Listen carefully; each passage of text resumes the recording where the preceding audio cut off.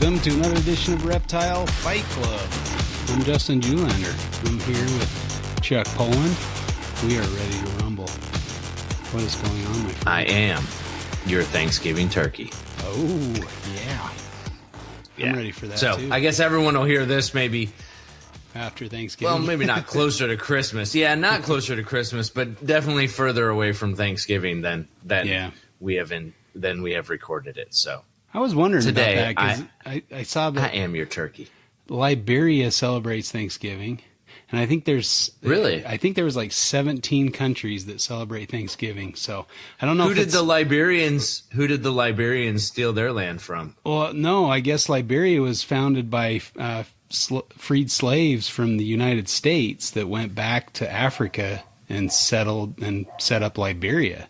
And so they took that tradition of Thanksgiving with them. So kind of cool. Interesting. Yeah. That is cool. That is cool. I thought it was for sure going to be some colonization thing, but I guess, slavery is about the worst thing that our well, histories. we have a contextual history for colonization. Well, yeah, so. That's true. I mean, it's all pretty grim. So, but for sure. Yeah, we won't get into that, I suppose. So what's new we can with all you?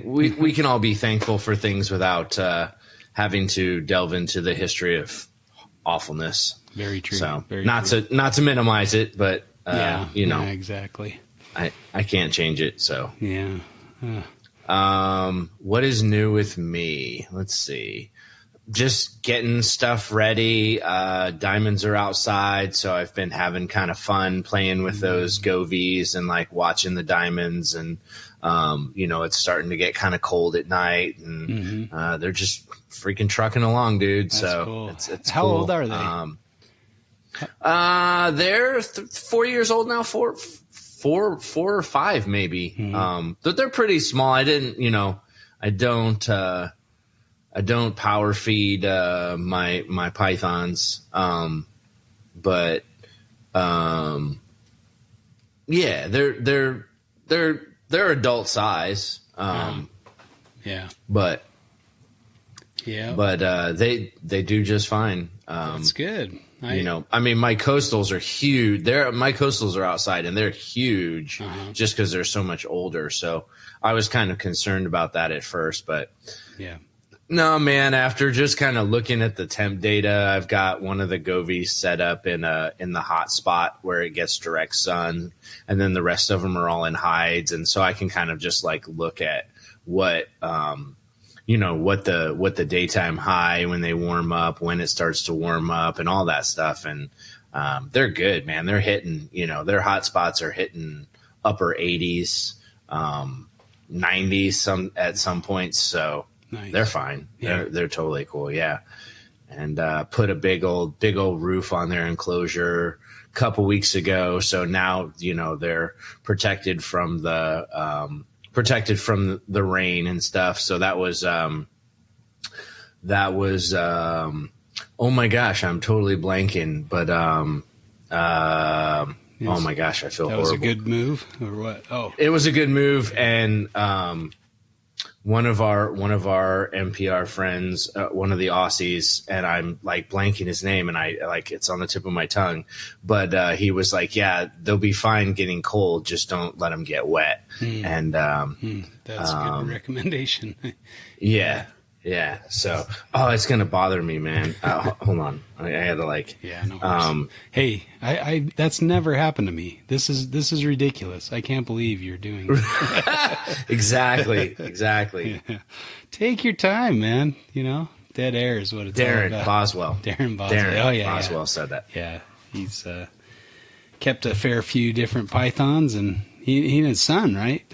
His son keeps as well, right? I think they were both on NPR at the same time, if I'm remembering right. I'm probably remembering wrong, but yeah, shout out to Daz. I think he goes by Daz. I think Daz is the Australian version of Darren. If not, I apologize, but Yep. I don't know. You took it further than I was like just struggling for the name. You were like giving me Aussie nickname history there. I was like, you go, dude. Yeah, I'm Juzzo. I don't know how I feel about that one, but that's the I guess that's the Aussie version. That sounds it's not the best. Yeah, I don't prefer that one, but yeah, I guess you don't pick your own nicknames. But yeah, No, you definitely don't get to pick your own nicknames. So, let's see what else is going on. Not much else. Just kind of getting the Tracier ready. I've gotten all the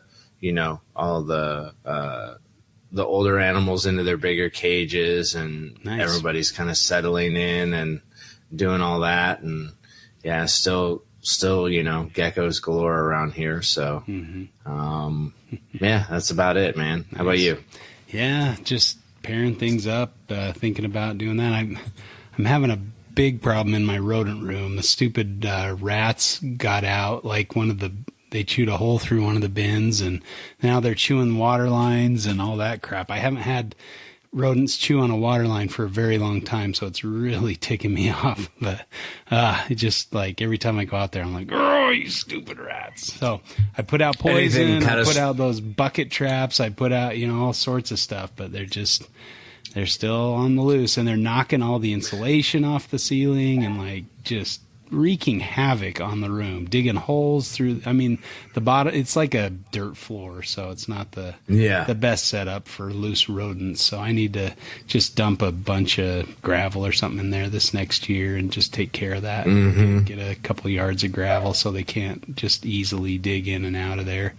And then I need to put up the walls, and I've got one wall or two walls up, but yeah, everywhere else they've just trashed the insulation, so that's a couple $100 down the drain for sure. So that sucks. It sucks when they get out, and it just drives me nuts. I just feel like just euthanizing them all and then starting fresh with new. Yeah, I mean, I certainly remember that feeling from breeding rodents. Yeah, but, there are definitely some downsides. So they got out and they're hiding outside of the shed. Well, they're in the shed. They're in somewhere, they're in the walls or in the ceiling, like on the insulation. And I didn't have anything like over the insulation. Like I went to buy walls for my. Like I put up the insulation. I went to buy walls right when all the panel wood went from like $10 a sheet to the roof, like $50 a sheet. And I'm like, I'm not doing that. Like the price of premium plywood was the same as this OSB garbage. I'm just like, really, just great timing. So yeah. I can't complain, but I'm going to a little bit. I would complain. Yeah, I think that's fair. Complain. That sucks. Like that totally sucks. That happens with the rodents. Like, at least they're leaving the mice alone. The mice are pumping out and doing good, so that's handy. I think it's the main change I've made that I've been really happy with lately is switching over the water nozzles from I was using Ag Select stuff. And now I'm using some that I got from, Heidi's bringing me a chair back. Did you take that downstairs? Yeah. Sorry, we're recording. We... Hi, Heidi. Chuck says hello. Hi, Chuck. Thank you. Oh, thank you. Good time. What were you, sitting on a bucket or something? What were you doing before? I just had a folding chair.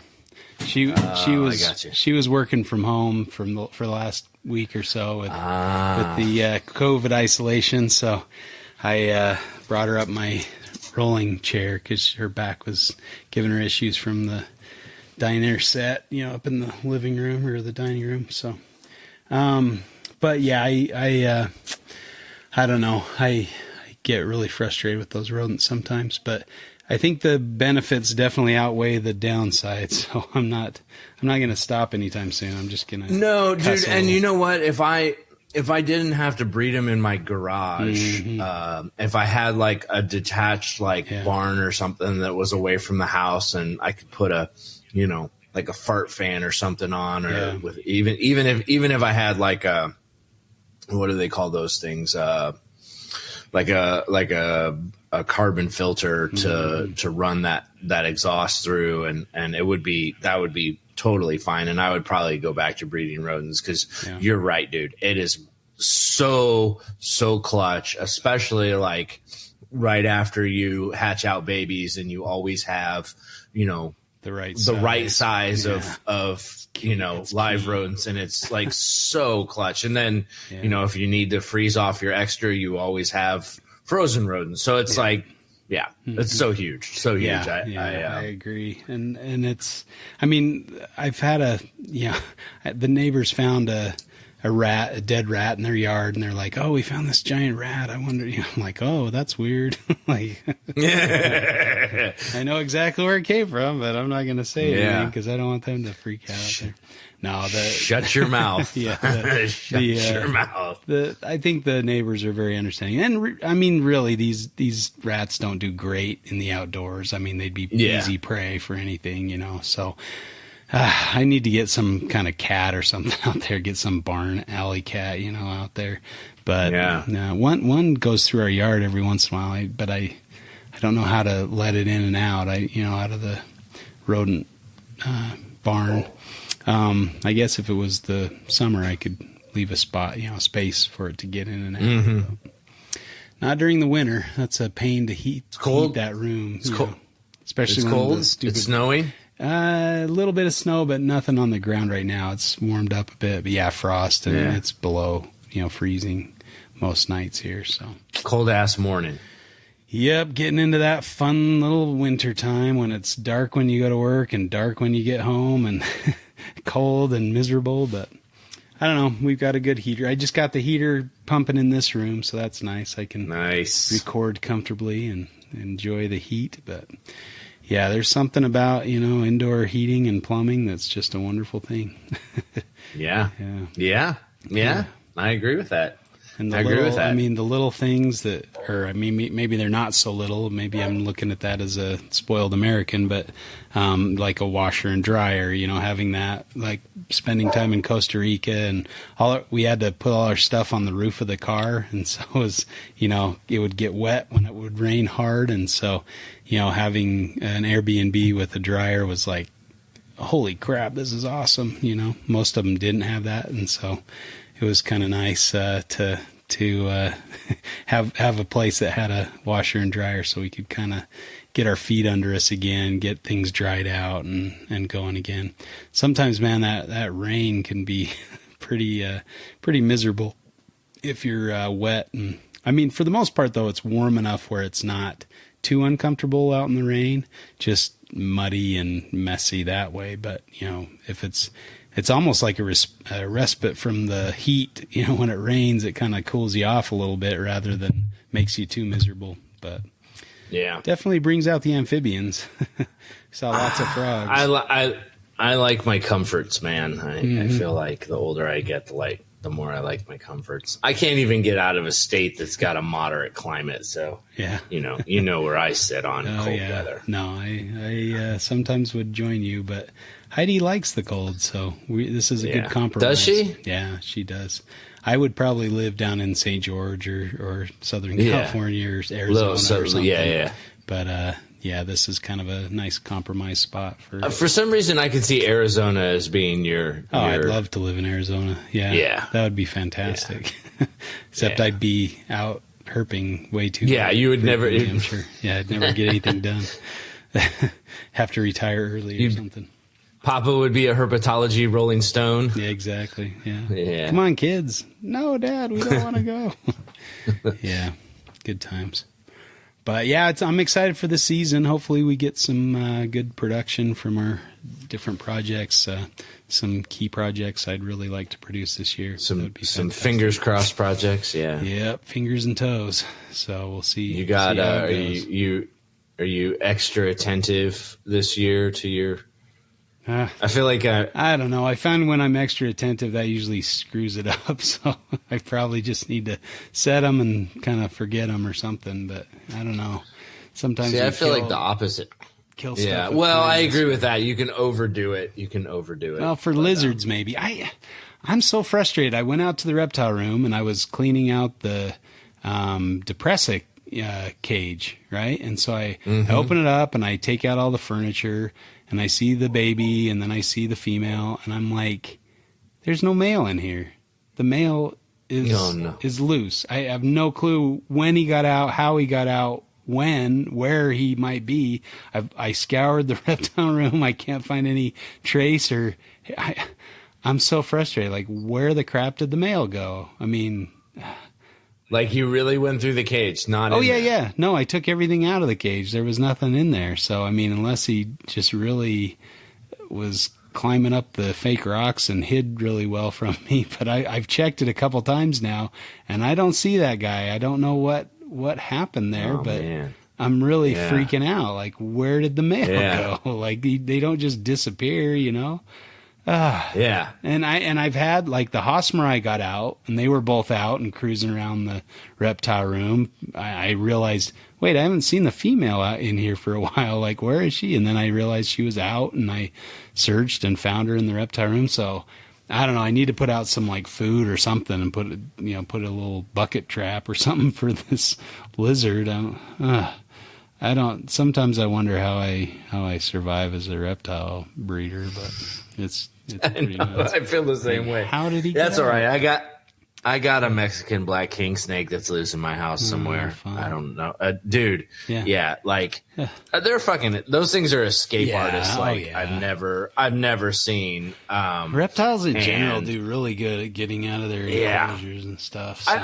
it got through, like, so it was in one of I have them in one of those like ecos, and you know how the ecos have like those slider vents that just have like the vents are tiny, the holes are tiny. Yeah. It slid through those. Yeah. It pushed the slider over and then was like, I'm out. Boom. Yeah. And They know what they're doing. you know. Yeah, it's kind of crazy. Yeah, for sure. I wondered So if it's the like- same thing happened with this guy, and I'm like looking around, see Yeah. if there's any holes he could have squozen out of. But they're little chunk monkeys, yeah, dude, right? yeah, they're like, not I mean, it's squeezing not out of like small holes. Yeah. Like Yeah.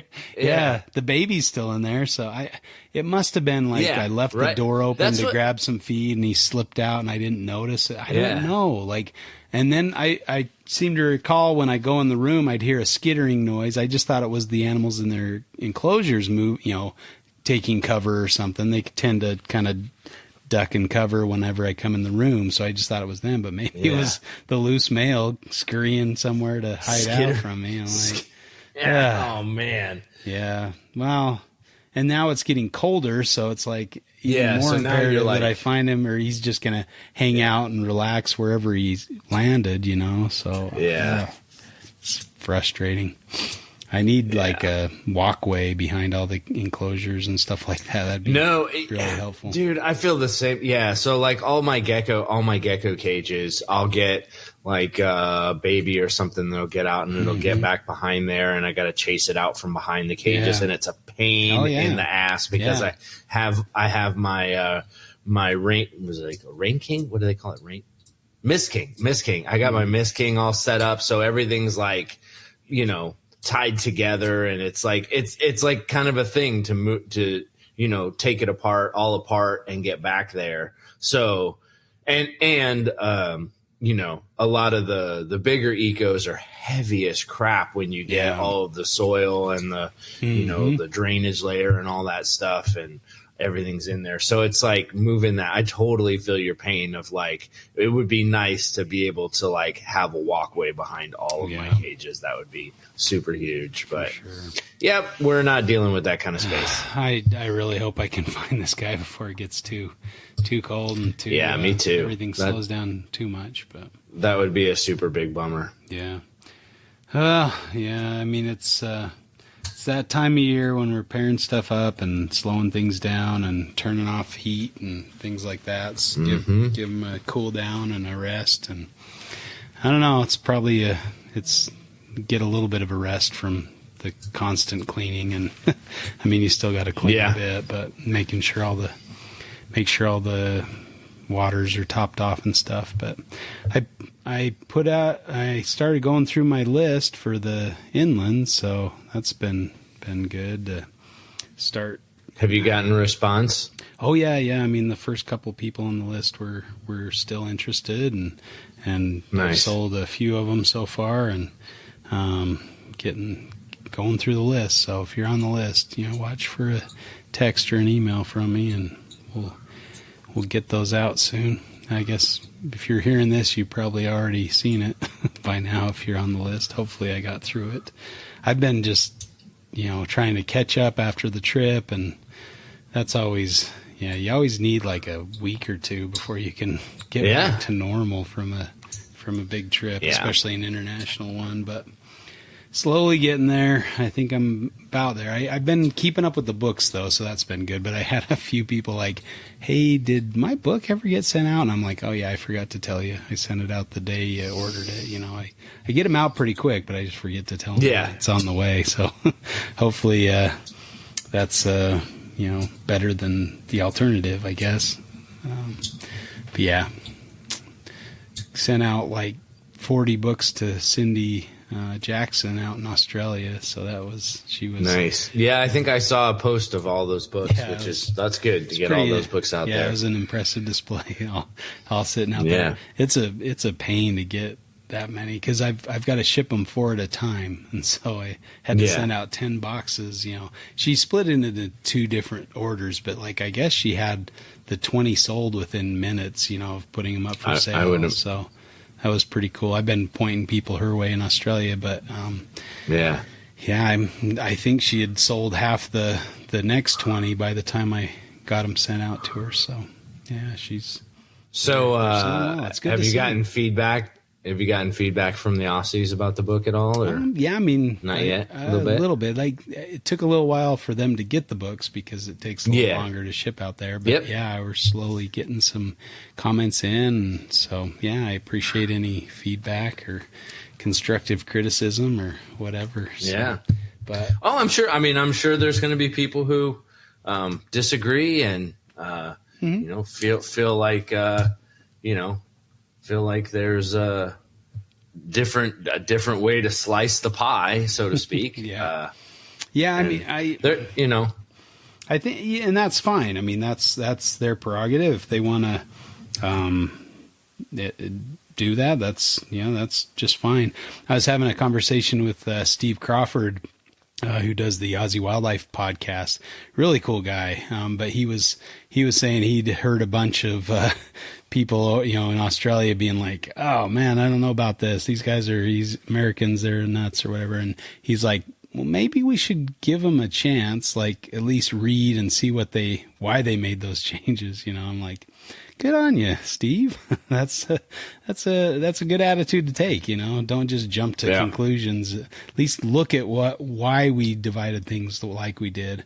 And in reality, I probably would have done some different things. This was kind of a consensus thing between Nick and I to try to keep the peace somewhat, or keep some semblance of what people are used to. And at the same time, it's like we probably could have split them even more severely, like made a full species out of some of those, like the McDowell or Metcalfi.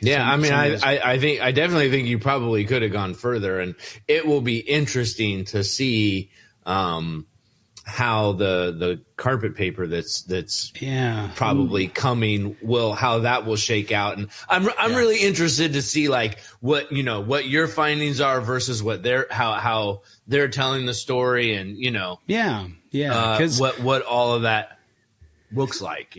Some of this work has been done for quite a while, and it's like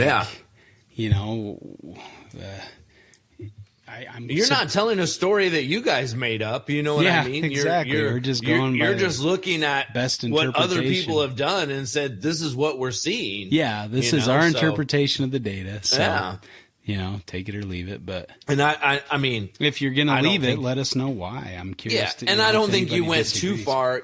Yeah, I don't think you went too far from any conclusions that anybody else made. Like so.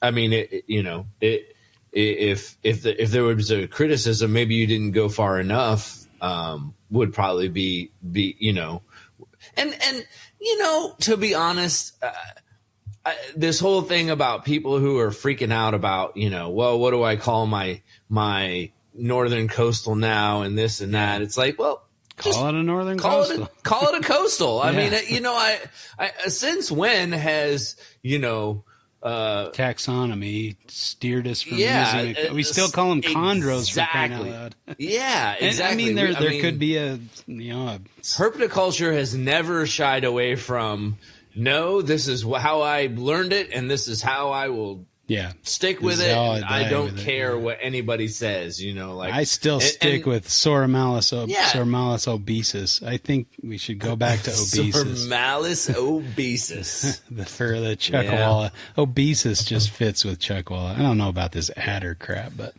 anyway, that's another story, I suppose.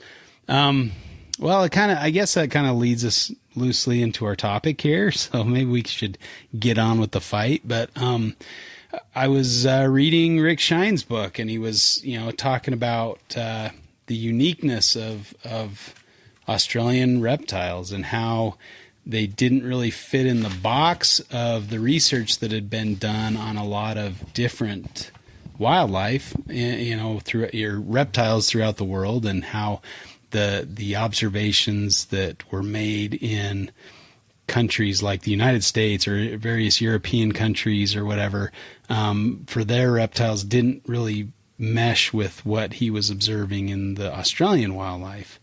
And so, he kind of concluded that the Australian wildlife is unique, and that, a lot of the funding was based on that idea of the uniqueness or the need to study Australian wildlife because the observations from other wildlife didn't apply there.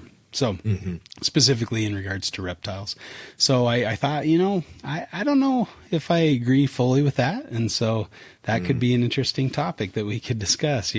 Are Australian our Australian reptiles unique enough that they just kind of stand alone and there's no comparative with other reptile species or groups throughout the world?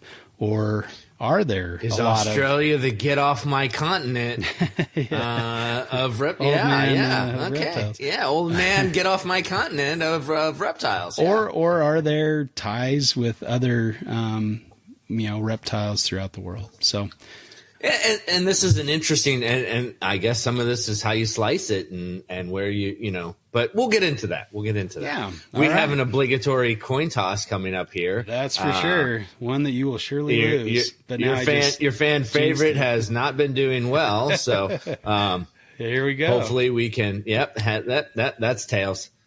It is. See, I jinxed it by saying you weren't going to win. I jinxed myself by losing. So one turkey. It's a lucky giveaway on Thanksgiving. There you go. That's me. This is your turkey pardon. So I got to decide. Yeah. Now you got to pick a side, huh? Don't take too long. I will say that I will say that Australian wildlife is unique to Australia. Reptile wildlife is unique to Australia. I'll give you what I think is probably this is my Thanksgiving Day gift to you, Justin. I think this is the better. I think this is the better side. I think you. Wait, you're giving me the better side? I think so. I don't need your charity. Oh, come on. You've been giving me charity for a while. You've been saying it too. So I'll take the hard side. All right. Thanks, Justin. But I don't care. I'm just like, yeah, take it. Good. I need the bone. Yeah. So, but you can go first. Okay. Well, I mean, I think there's been a few interesting papers published, some work. Oh man, now I'm going to space on the name. Famous reptile biologist. I think Sam Sweet did some research in this, but it's not who I'm thinking of. It's don't look at me, Julinder. Man, I'm terrible. I'm sure everybody listening is yelling out the name. Anyway, he did a lot of research. He was Rick Shine? No. No. He was an American that did a lot of research in kind of the Great Sandy Desert. Oh, God. Why did I even start down this without remembering his name? We're not talking about Donardo, are we? No. He's okay. he did a lot of research in Australia. Pianka, Eric Pianka. There we go. Oh, see? Okay. Yeah, So good job. Pianka did a lot of studies that showed kind of the correlation between different reptile groups throughout the world, including, some Australian lizards, comparing them with like lizards in the Kalahari as well as in the American Southwest.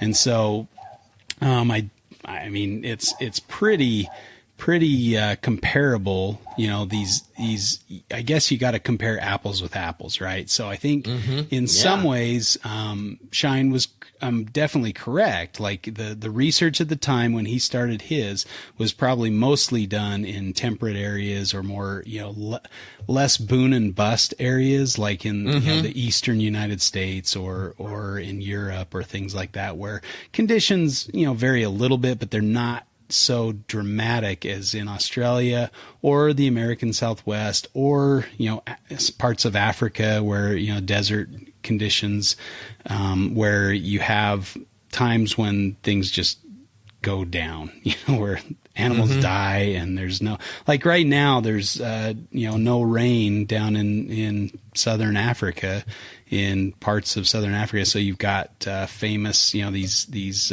wildebeest herds or zebra herds or giraffes that are just dying because there's no grass, because there's no rain.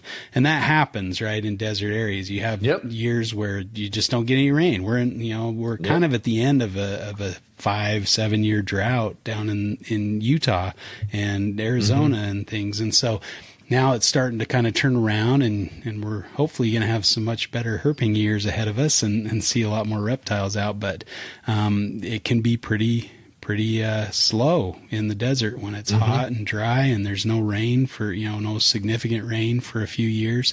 It gets pretty slim pickings, and you see the effects on the wildlife. So I definitely think there can be ties with Australian wildlife and other wildlife.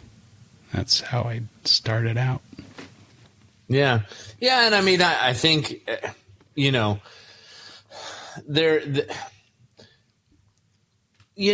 mean, at a simple face value, like things like scrub pythons, Somalia, found in Indonesia, obviously that, we can see the path that got them to a different continent, to a different place. We can kind of see animals that are similar, like the thorny devil and horned lizards. A horned lizard kind of, to me, are kind of like, I see those two as kind of similar reptiles, and they're on completely different continents, So I think there are like examples of similar, reptiles that fill similar niches and have similar adaptations, or are just straight up like green pythons, found both in Australia and in an adjacent continent or on adjacent islands or whatever. So, not completely unique, but we can also see like how they got there. And I get what Dr. Shine is trying to say. And I think where he makes his point really well is in things like the Pilbara rock monitor, where you can see adaptations. I mean, there's obviously varanids on other continents. That's not, and you see varanids filling similar niches, nippers, my bad, on other continents as well, right? But you see very specific adaptations to like the Pilbara rock monitor that I'm having a hard time in my head thinking like, what's another monitor in another continent that has those types of adaptations, or looks like that, or does that, snake neck turtles, things like that. Yeah. It looks like Justin. I was just thinking of the one we saw in Southern California, those rock lizards. The name's failing me on those too. The banded rock lizards. I know what you're talking about. I call them the American Pilbarensis. Yeah. So the Mirren's eye, and I guess Mirren's eye. Yeah. So I guess it's like how you want to like like how you want to slice this pie up, right? Sure. Because you can definitely say that there's reptiles on other continents that are similar to reptiles in Australia, right? Some of them have different adaptations, like is that like, and I think about like venomous reptiles, like the predominance of, I shouldn't say the predominance, but a lot of what is forefront in Australia is elapids, right? Yeah. A lot of it. And so you can see some other elapids in like Africa, and other continents have elapids, but not comprised like that, not in that quantity. And so I think there's some uniqueness that's not arguable, where you say like North America, we rattlesnakes, like we have a great diversity of rattlesnakes across, almost all of our biomes in North America, which I would say no other continent kind of has. So I think you can make the argument on other continents, just like Shine is making in Australia.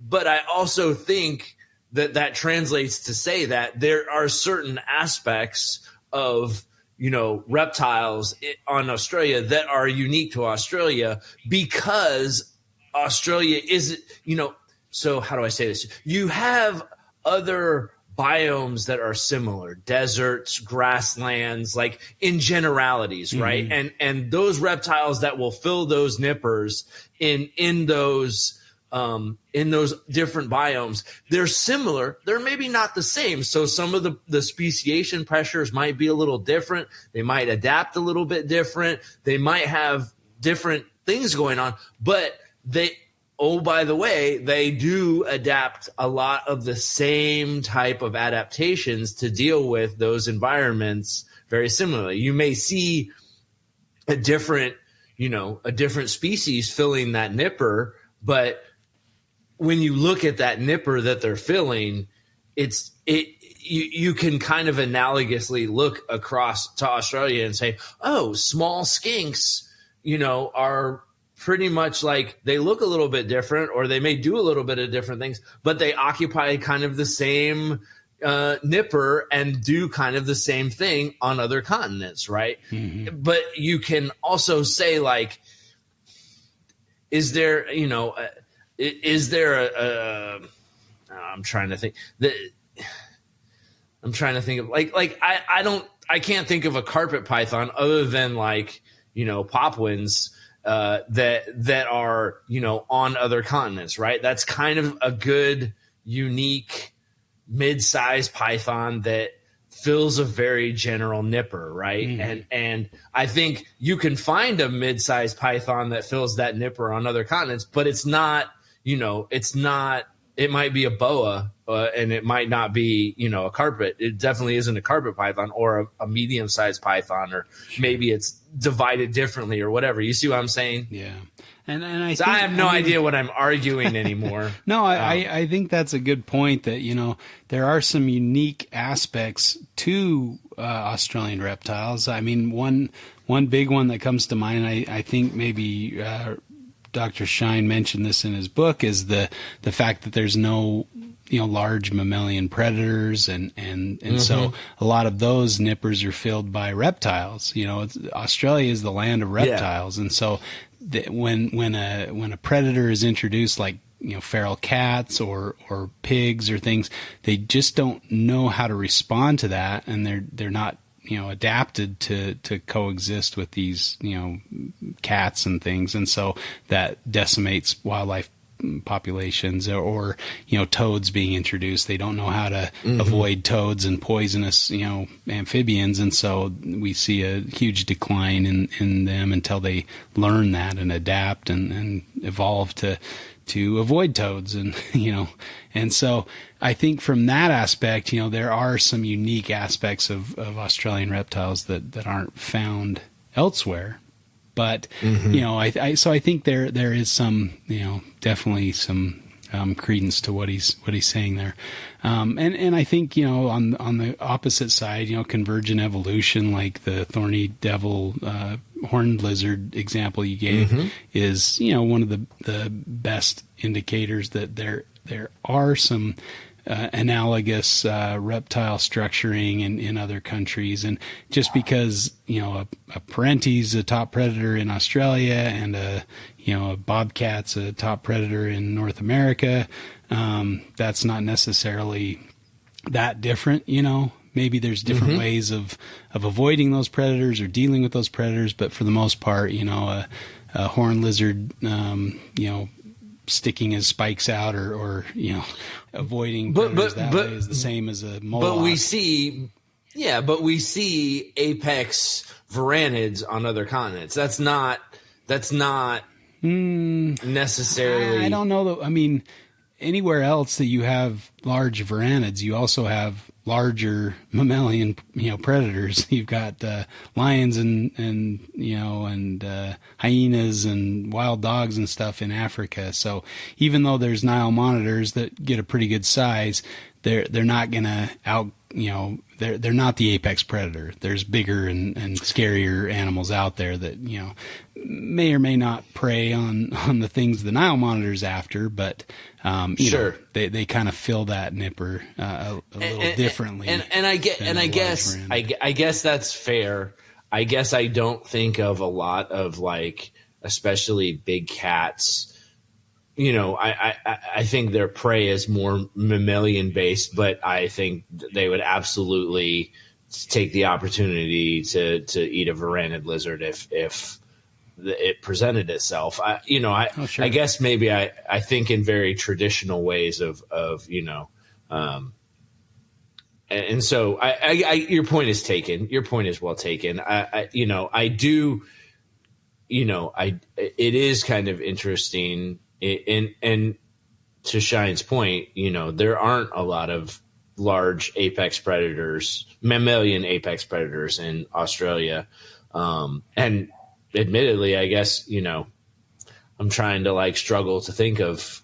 Yeah, about the scariest thing you get over there is like a quoll, and they're kind of like a cat-sized marsupial, that's, they're probably do some predation on different reptiles, but you've got dingoes, right? Yeah, dingoes are definitely a predator, but a lot of the ones that which would be like our coyotes. Yeah, exactly. A lot of the ones that have really messed up the ecosystem are introduced things like foxes and feral cats and pigs and things that don't belong there. So cane toads and and they're not necessarily fit in the predator, Americans. but they're something to be avoided.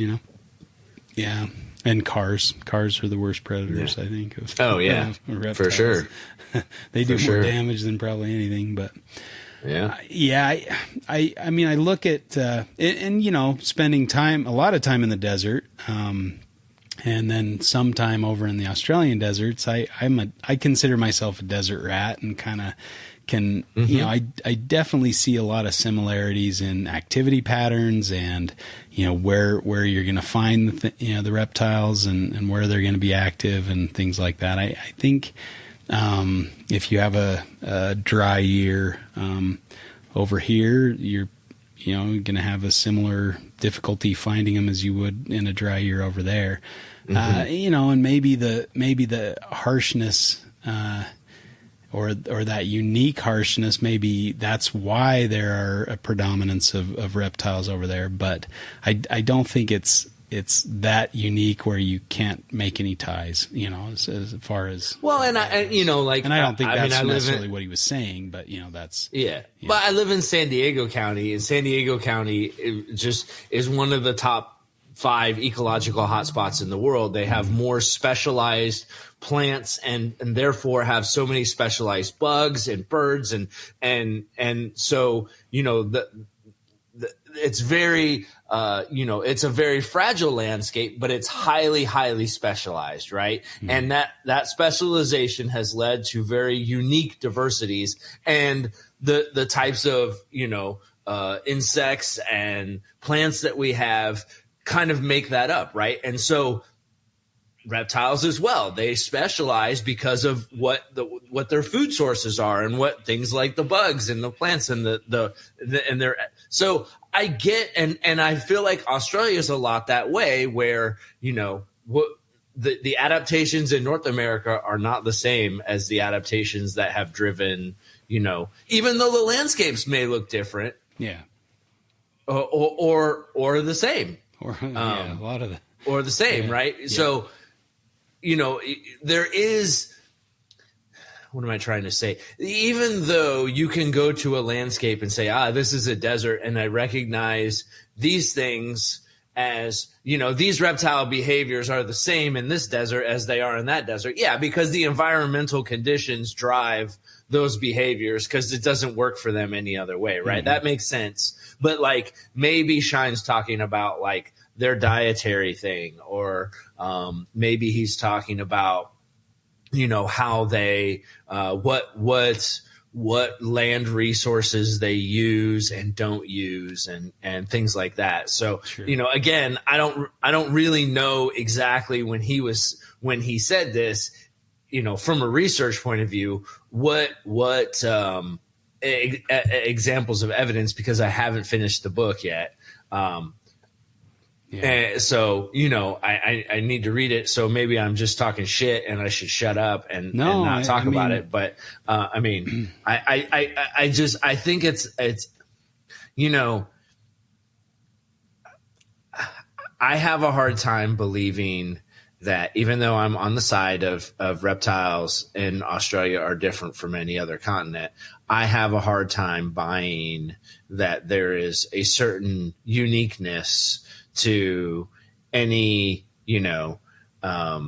any animal across a continent. You know what I mean? Like that it's different from anything that you'll ever find. Like I just, I think that the situations change, who's the big dog may change, but you still see small skinks, you still see, insectivorous lizards, you still see, larger lizards, whether they're the chuckwalla or whether they're a varanid, or, you still see those, and their roles, depending upon the makeup, are similar in the right contextual setting, right? Yeah. When you're comparing apples to apples. Now, when you're comparing apples to oranges, i.e. a good example would be the parenti being the apex predator versus, North America, where you have larger, mammalian apex predators, right? And we don't have a big lizard that runs the show. Mm-hmm. Yeah. I agree. I mean, I agree that there's, definitely specific differences and definitely some unique adaptations and radiations and things that occurred in Australia that are not found elsewhere. So but if you look at diamond pythons, mm-hmm. there's not another diamond python. Now you can make the argument, oh well, there's this snake in North America, but there's no other such temper tolerant, medium bodied, large boa or python anywhere else that I can think of. Well, that fills a similar niche. Maybe rock pythons or Angolan pythons experience pretty cold conditions potentially, and I would rubber boas put diamonds to shame. They're out basking. Well, exactly. I mean, so there are some boas that are more adapted. But rubber boas are more fossorial. Sure. Yeah, they're not necessarily living in like, trees. And that's what I'm saying is like when I try to think about it, like I'm kind of like I can't think of another example that's like, oh, a diamond python's just like this. Like you're right, and it depends on what like what how you're aspect looking at it. Yeah, what aspect you're taking into account, because certainly there's plenty of examples of pythons or boas that are very cold tolerant in North America, right? Like, so, that being just a single factor, like, yeah, you could find that. That's not that, I would argue that any snake that's black, is probably pretty cold tolerant. It's, either that or it's a color camouflage for predation. But, that black color is there to help them heat up. That's interesting too, because rubber boas are sometimes light tan colored or kind of that olive green color. They're not that dark, So, yeah. I mean, I guess they're dark enough to heat up, but maybe they don't want or need a lot of heat, maybe they're adapted. Well, and if they can get down into, enough substrate, that's very stable temperature. Yeah. Cause they're not active during the hot days of summer, Yeah. When they're gravid, they might be out basking a little bit, but yeah, you might find them more often on the surface or in a open area when they're gravid, but usually you find them they're the first thing you find in the springtime, out on the snowbanks, like I said, basking in the snow, that kind of thing. So they're pretty tough as far as, they, like I said, they could put a diamond python to shame as far as cold tolerance, So from that aspect, there are some that are similar. And then you have bredli that are like the desert version of the diamond python. It's and they're completely they're different, but they're very similar.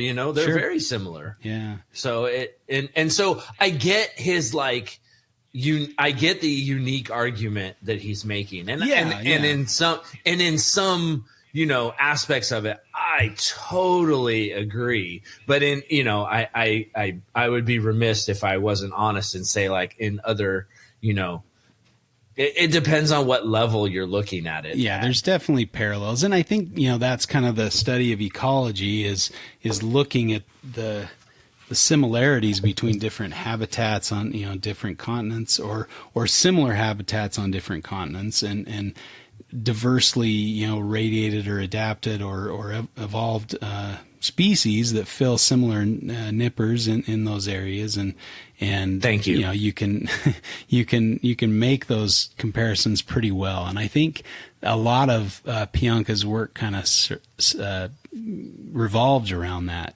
comparison of different continents and different groups or families of lizards, showing those similarities and how things like the habitat, life history, the metabolic aspects kind of push in one direction or another.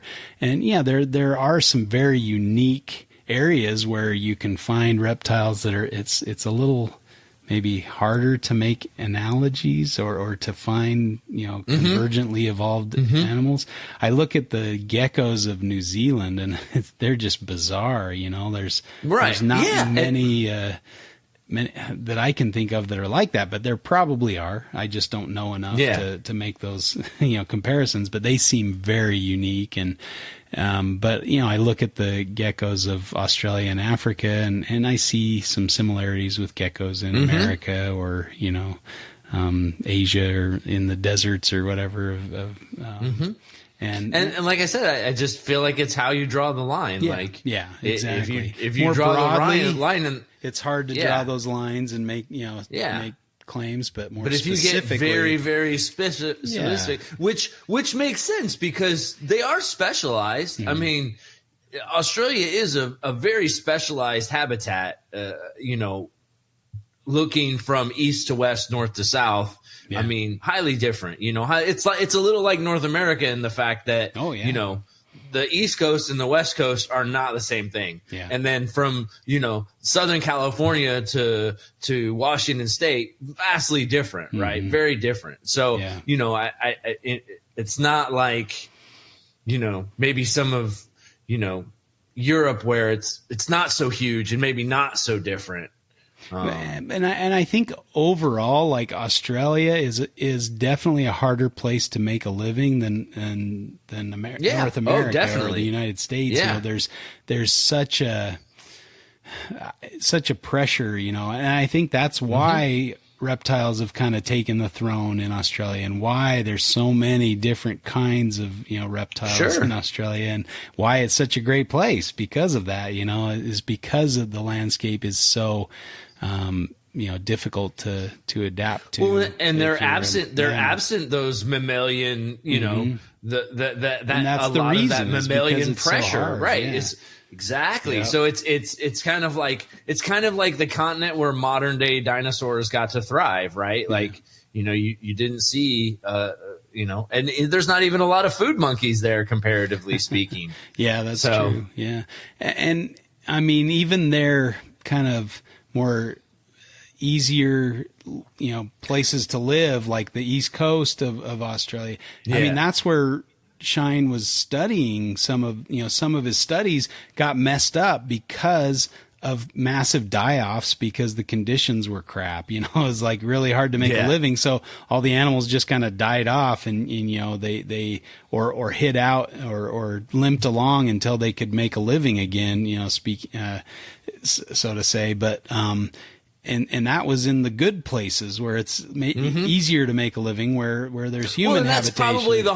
That's probably the harder place to study, because those things aren't, when things go bad, it's really bad for them. Whereas all the stuff that, has evolved in areas where it's always kind of bad, they're tougher. You know what I mean? Yeah. They're leaned, their speciation has leaned them out. And maybe it goes the other way too, is where, studies and study designs that were developed in the United States or in Europe or other research, driven countries, were their methodology couldn't be necessarily utilized in Australia. A 2-year study in a more temperate area or an easier place to make a living, you might get good results in a couple of years or something. But whereas in Australia, if you pick the wrong 2 years, it could be catastrophic to your study. And so you need to do like a 10-year study or something. So maybe the uniqueness of the landscape pushes the science to be different. And I think that maybe his point is that that it is harder to make a living there than in other places. And so that, I'm depending upon where you're at, I think, that's probably true. Yeah. And that's not to say there's not places around the world that are very difficult to make a living right. in, where specific and unique adaptations have allowed animals to persist despite these difficult conditions. And, you look at some of you look at the habitat of like a Spencer's monitor in Australia, and it's just barren and flat and like nothing going on there. And you're like, how does this thing live? And I mean, in a bad year, you see some pretty emaciated, skin and bone Spencer's monitors. And I think that's part of the challenge of keeping them. I think about Matt Somerville and his, I believe it was ring brown snakes. I think it was one of those elapids that was, kind of one of those desolate area survivor type animals, and super he was lean. Feeding them a couple times a year. They don't eat a lot. And then, one that died, he opened it up and it had all these fat bodies and stuff. And you're like, how does it have fat reserves on a diet of, a couple mice a year kind of thing? It's like incredible, these adaptations to persist in some very difficult areas. And so maybe that's why people have a hard time keeping Spencer's monitors in captivity, because they just kill them with kindness. It's too much food. They don't need to eat as much as they're being fed, or the meals that the food items they're being given may just be killing them with kindness. I think that was the problem with, Savannah lots monitors, of stuff that we did. I mean, where Tracy most reptiles, the list can, right? The list can really, really, really go on. Yeah.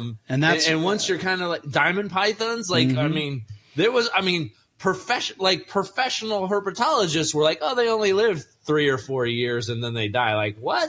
That doesn't sound right. Like, no, it's true. Yeah.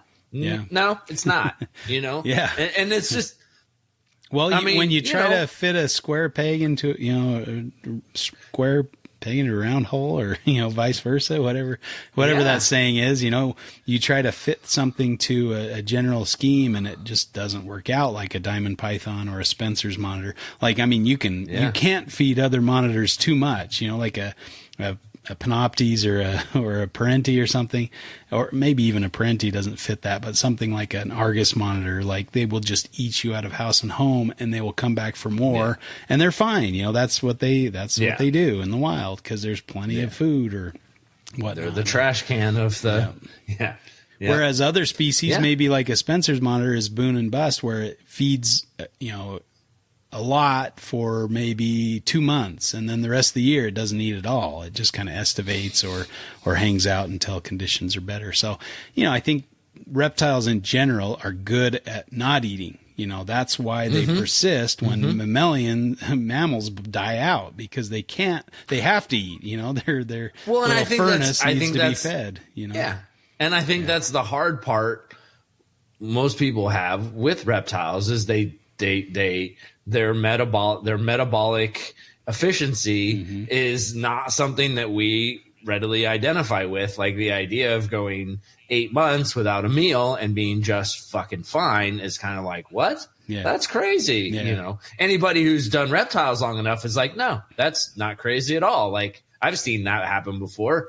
But most the average person would be like, I can't. My brain just broke. I need a weekly feeding schedule to. Yeah, exactly. And why is my snake not eating? Well, I've been feeding it a large rat every 3 days. Like, well, that's probably why. He doesn't want to eat anymore. And that's something to take into consideration when you're keeping an Australian reptile. Is some of them, are used to or adapted to persisting when times are tough. And I mean, that was a big eye opener when reading about green tree pythons, is they're not very successful in their hunting strategies. They don't eat very often. And so that's why every time you go into the room, they're begging for food, because they take advantage of any opportunity they get. But in captivity, when there's an unlimited resource in front of them, they don't know how to say no, so they eat themselves to death, basically. They're just eating too much. And so we need to be the ones who realize and say, wait a second, from where they come from, there's not a lot of prey, or they're not very successful that often. They only get to about 300 grams in the wild, or 400 grams. They don't get above 1,000 grams. And so we need to take that into consideration. And if you want to feed them more regularly, but feed them like fuzzy mice, feed them like really, really small prey items if you're going to feed them more regularly. Otherwise, a small mouse every 3 weeks, 4 weeks is fine for them. They literally don't do anything. They are the arboreal rock. Like, so I think I saw a meme where somebody made like a ball python green tree hybrid, and they were kind of making fun of it. And I'm just like, to me, and oh gosh, here's the hate mail is gonna come. But the ball python is just the terrestrial rock, whereas the green python is just the arboreal rock. They're the same freaking thing. One's just super crazy when the lights go out because it doesn't ever get fed. Yeah, well, and I mean the again, I mean they're all kind of rocks. That's what pythons are made to do. That's fair, and that's survive a long time without food. They're very high efficiency, high. I have they not make the found most that out of any a of meal. my scrub pythons are not rocks. Mm-hmm. Yeah, well, and honestly, neither are ball pythons or green tree pythons. No, if you're not feeding them every week, right. They're going to move that's around. fair. They're going to be searching for food. In the wild, green tree pythons go up and down a giant tree, every night, and set up shop to hunt. But if you set them up in a cage and you just bring the food to them, what are they going to do? Yeah, they're going there's to no sit need there to and wait move. for the food, right? Exactly. Yeah. They become couch potatoes, tree potatoes, tree rocks. And then you got some asshole on a podcast calling them arboreal well, rocks. no, I mean, I think that's where a lot of this comes from is, that misunderstanding or disconnect between the natural history. People aren't interested in natural history. They would just want to be given a care sheet and say, this is how you do it. And, we have to be aware there's not a one size fits all. I mean, yeah, you can kind of loosely do that with like, a python or a monitor, say this is generally how you keep a python or generally how you keep a monitor. Some of it's different because you're not going to have a green tree. You're not going to put a tree in your house so your green tree python can go up and down the tree. That's not reasonable. Yeah. For most people. Here's an interesting, we did a study to see, we were looking at transplacental infection of mice with West Nile virus, right? And the offspring to females infected during pregnancy seemed very hyperactive, and so we thought, maybe they move longer distance, or we can measure this. And so we put wheels in their cages that would monitor how far they went. How far they went. And how far do you think a mouse runs on a wheel in a night? just ballpark, question. How far do you think? 2 miles. It was 5 miles. Like the controls on average crazy. would run 5 miles a night. Oh my God, that's like a marine mouse. Like that's right? Like Semper Fidelis mice. Let's go run 5 miles, guys! Ah! And the pups born to infected dams actually ran less. I don't know if they were like, I'm going to jump on the wheel. Now I'm going to jump off the wheel. So they didn't run straight line distance on the wheel. They were more like, what's that? Squirrel, that kind of thing, where they're all over the place. But, I wonder, and I think it was Ryan Young that made this point where, if you have a 4 foot wide cage and, by 4 foot by 2 foot or something by 2 foot, there's a lot of, and they're doing loops around the cage. They can still move quite a distance if, you can't fit a 30-foot tree in your, you can't do a 30-foot tree in your reptile room, but you can give them space where they can move. And so if you just have one stick in the cage, then that might preclude much activity. But if you've got a lot of different connecting sticks and whatever, and you let them get hungry, they're going to move around the cage, so. Yeah. Can you hear Ruby in the background? No, I can't hear her. You can't? No. Oh, that's awesome. I didn't say she is outside. Oh, she's pissed. Yeah, she probably hears me recording in here, and she's like, "How dare that motherfucker leave me outside while he's recording the show?" Yeah, it's terrible. So we're heartless, aren't we? Well, Chewy and Ruby got into it with each other, which they do. They do that from time to time, but unfortunately, Maya, my daughter, was kind of in the middle of it, and Ruby accidentally bit her, so she got a puncture in her leg and took her to So it was like so Ruby's in some shit right now. So yeah. So and now Maya's like sketched out about Ruby, and it's like, oh man, so our little terrier sucks. mix did that and bit Heidi the other week, and he's probably lucky he didn't get taken to the well, and it's like when those two get into it, or when and this is, I think, any dog, when they get overly stimulated and they're too excited, they're not the same animal. Yeah, so it's true. Very, it's like, that's when Heidi got bit, was she was trying to get in, or she was kind of in between them, and the two dogs were going at it or whatever. And I feel bad because it wasn't Maya's fault. She was just in the wrong place at the wrong time. But animals, man, they're crazy. Animals. But I think we've kind of come to the conclusion that there's a lot of unique characteristics of Australian wildlife, and there's no denying that. But there's also a lot of ways where we can draw parallels with reptiles from other countries.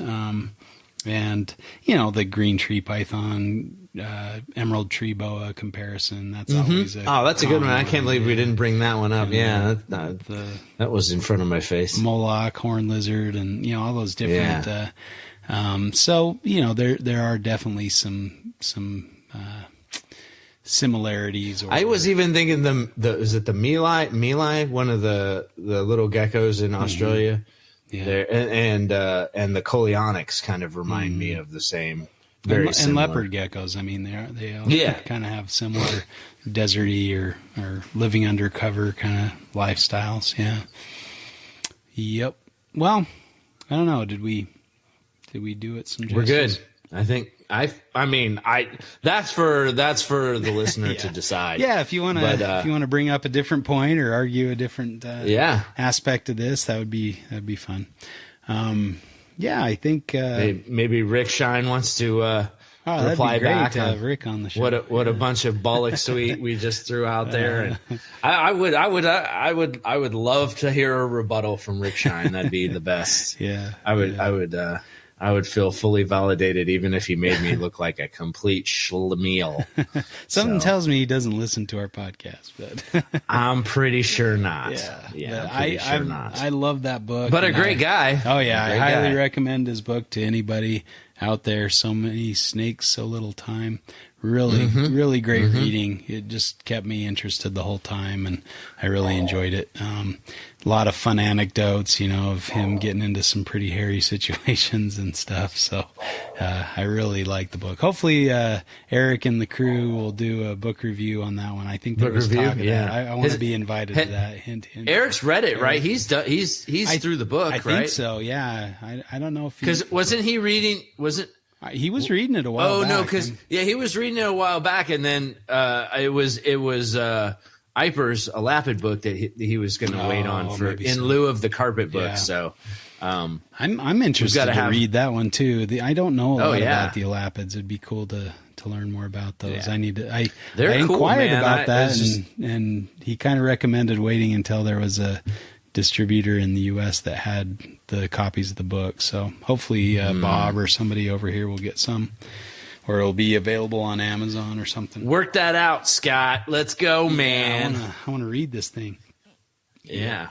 I should have had the boys pick me up a copy while they were over there, but I don't even think he had copies for him to pick up. So they could have brought one home for me. That would have been a big ask. Did you hear Eric talking about or do the recap of their trip where he left his passport in the more complete carpet python in the pouch in front of his seat? So he had to run back to the plane and pick it up. Oh, that sounds like something that could have been bad. Oh crap! I forgot. Yeah. Oh man, that could have been a bad situation. I mean, could you imagine if he would have lost that book? How terrible! Oh my god! Yeah, dude. I mean, you can get another passport. I don't know if I'm going to send him another book. That's no, not after that disrespect either. I mean, that's pretty cool that he would trust his passport into the book, but and it probably saved the book from getting chucked or something. But yep. Well. I think that was a good, fun conversation. There's quite a few topics that were kind of drummed up in my mind by the book. I need to go back and review some of them, but yeah, we'll get some more discussion on. By your book or Dr. Shine's book? Yeah. Oh, okay. Yeah.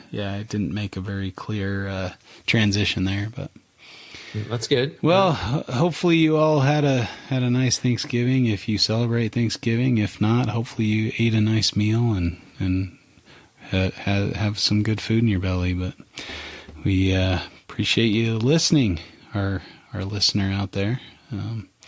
We know we have at least one, so that's good. But well, I think I guess we can throw out. We recognize and appreciate the support of the NPR family and Eric and Owen for their work on the NPR crew. Check out all their social media stuff. NPR MoreliaPythonRadio.com, I think, if I'm not mistaken. The social media stuff, they're all over the place. Check them out. Lots of great podcasts. Speaking of which, well, this is Snakes and Stogies, but our old buddy Dustin Grahn was on Snakes and Stogies. It was fun to listen to some of the stories from the Arizona herp trips. So even though they're not on the NPR network, Justin Schmitty and Phil do a great job on that show, and it's fun to listen to them and hear some of our buddies like Dustin. But yeah, check out that. And yeah, good stuff out there. You can find me at JG Julander on Instagram or Justin Julander on Facebook. JG Julander on YouTube. You can see some wild Australian reptile videos, as well as some North American reptile videos as well. Good times. I just put up pictures of our trips to Arizona, so you can see all the stuff we found there, see some of the crew in action, and check out Chuck on a few of the pictures. So ooh, yeah, check me out on my website, australianaddiction.com. On the visits tab, you can see some of the trips I've done. So I don't think I got our California trip up there. I think I spaced that one out. You got to get that up there, man. No, maybe I should use this Thanksgiving time to get that up. But the Arizona trip photos are up. I think we found between the two trips, we saw a total of 42 different species. Or 43, somewhere around there, somewhere over 40. So not bad. It's quite a few species for a couple weeks of herping. Or did you catch the latest lizard brain? Did I start listening to that one? Hussam is on there. Oh, Hussam. No, I meant to listen. It's good. It's good. Oh, cool. It's good. You should check it out. Yeah, Hussam's he's a cool guy. I really like Hussam. Yeah. I mean, the Lizard Brain Radio is a fantastic podcast as well. Again, not on NPR, but still definitely worth listening to. Yeah. Bill is the shit. Bill is the man. He does it up right. So we need to have him back on here. He's a great guest to have. Fight with old Bill. Yeah. Well, anything you want to put out there into the sphere? I guess if you wanted to find me, you could look on IG under Chuck Norris Wins, and I am on Facebook under Chuck Poland. Yeah,